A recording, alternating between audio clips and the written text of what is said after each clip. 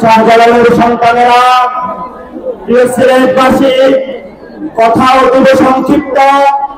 এখানে অসংখ্য মানুষ প্রবাসে রয়েছে। আমরা দেখতে পাচ্ছি সরকার থেকে প্রবাসী ভোটাধিকারের উদ্যোগ নেওয়া হয়েছে, কিন্তু আমরা আশানুরূপ এখনো ফলাফল দেখতে পাইনি। আজকে এই সিলেটের পণ্যবাহী থেকে আমরা সরকারের কাছে জানাচ্ছি, প্রবাসীদের ভোটাধিকার নিশ্চিত করতে হবে। সিলেটবাসী প্রবাসে গিয়ে রক্তের উপরে দাঁড়িয়ে বাংলাদেশের একটা সচল রেখেছে। রক্তের মূল্য দিতে হবে।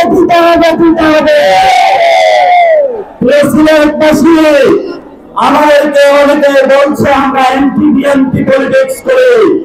আমরা বিএনপির বিরোধী নয়, আমরা খালেদা জিয়ার বিরোধী নয়, আমরা তারেক জিয়ার বিরোধী নয়, আমরা জিয়াউর রহমানের বিরোধী নয়।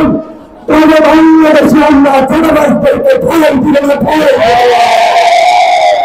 বাংলাদেশে আমরা কোন সিন্ডিকে ভয় দিব না। বাংলাদেশে কোন সম্প্রদায়কে আমরা ভয় দিব না।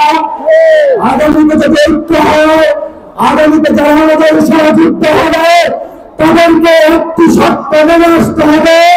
বাংলাদেশে চাঁদাবাজি করা যাবে না, বাংলাদেশে সন্ত্রাস করা যাবে না, বাংলাদেশে সিন্ডিকেট করা যাবে না, বাংলাদেশের জনগণের রাজনীতি করতে হবে। শেষ কথা বলব, আমরা প্রতিনিয়ত রাজনৈতিক আড্ডাদের চা দোকানে বসে সিলেটের মাটিতে আমাদের চায়ের বাগান রয়েছে, কিন্তু প্রতিদিন নিত্যকাল সকালে চায়ের কুড়ি প্রতিনিয়ত তুলছে, আমার মা বন্ধন কোনো বুঝি না। এনসিপি যদি সরকার গঠন করে, আমরা মালিকদেরকে যারা দেখবো, শ্রমিকদেরকে বাজারে থেকে শেয়ার দেওয়ার ব্যবস্থা করবো ইনশাআল্লাহ।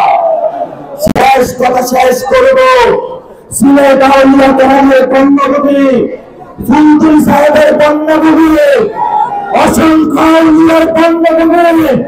এখানে আউলিয়া মাদ্রাসা রয়েছে, কওমি মাদ্রাসা রয়েছে, বিভিন্ন পরিবারের মাদ্রাসা রয়েছে, আমাদের নারী সমাজ রয়েছে। আমি জানি সিলেটে আগেও এসেছিলাম, তরুণ যুবক আপনাদের রক্ত করতে হবে। আগামীতে 3 তারিখের হাতায় ঘোষণাপত্রে দাঁড়িয়ে মহাসমাবেশ হবে।